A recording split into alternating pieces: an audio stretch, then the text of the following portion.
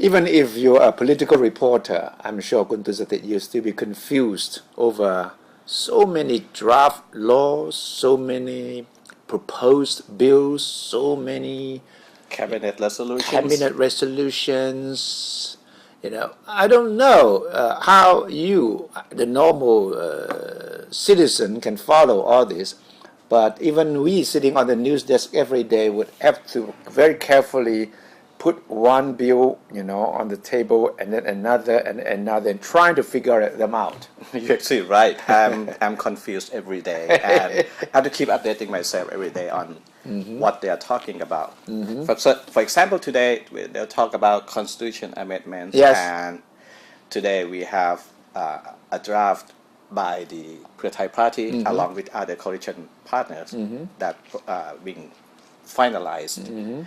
And talking about constitution amendment, we have two more, at least two more bills belonging to Dr. Weng, Yes.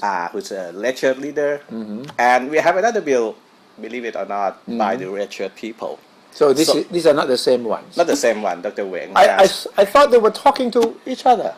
Dr. Weng is part of the red shirt movement. Well, Dr. Weng has his own version worked out quite some time ago, but the red shirt bill is something that has been just come into existence. Yes. So at least we have three constitution amendments. And the destination is the same, meaning that in the final objective is the same, that is to form a constitution drafting committee and to have the representatives from provinces. That's right. That's right. Mostly the principles are the same in that all the three bills will favor the setting up of a drafting assembly. If that is the case, it should be simple. The bill should be just say we'll set up elections so that each province will be represented by one representative.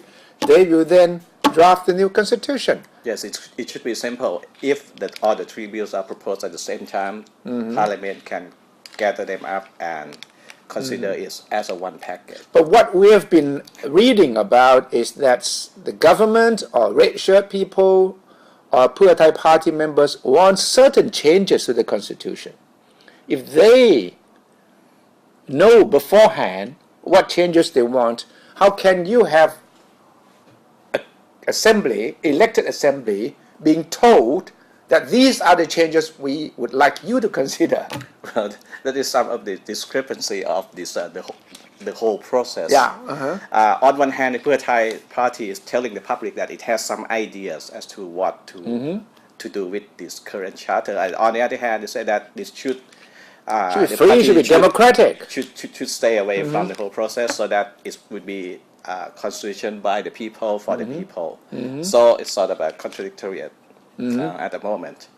Because if it's only to set up the constitution drafting committee, it should be simple. We're really talking about the first step, whether how to set up a drafting assembly, and beyond that, it's Nothing is clear. Surely will be much more complicated. A lot of tension. There will be a lot of debate on that. Also. Yeah, so we would need to have a clear idea as to what the government and the ruling party, the Pheu Thai Party, wants, and then to ask the public as to what changes should be made. Yes. Because when it comes to the gist, the substance, it's not only the politicians who should have the right to say what kind of a constitution should we have. It is a national thing. Everybody should have a say. Exactly. So you're waiting for that to happen. Just waiting for that to happen. And as you mentioned earlier, we should not confuse this constitution amendment with other things that Kun Chalerm talked about a few days ago. He was talking about reconciliation bill.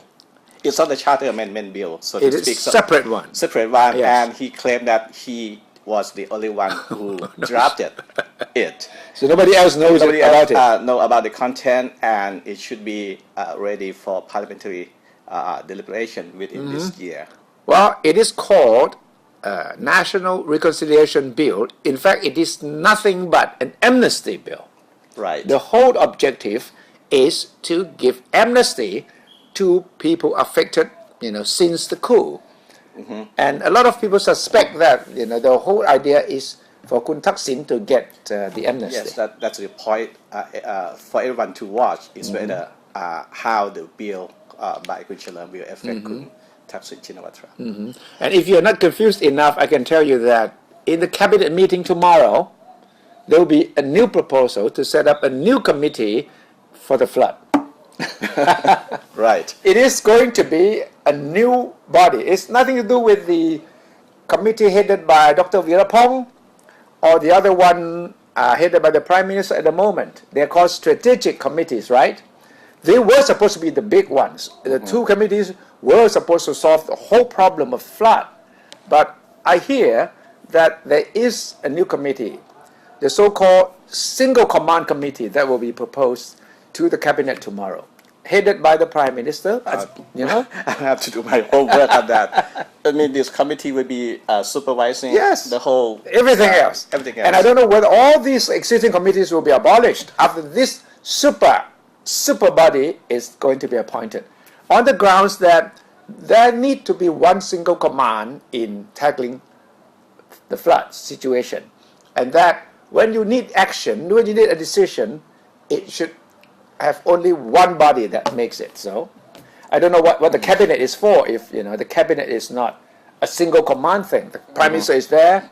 The new committee, whether the new committee will comprise people from the two existing committees or all these natural disaster alert committee, I don't know how many committees there are, but I thought these two big committees would be the final word. But no, there's still another big super body coming up. So don't be confused, because we are equally confused. We'll be confused for you, and then we'll try to explain for you. Yes, we'll try our best to explain to you if we can.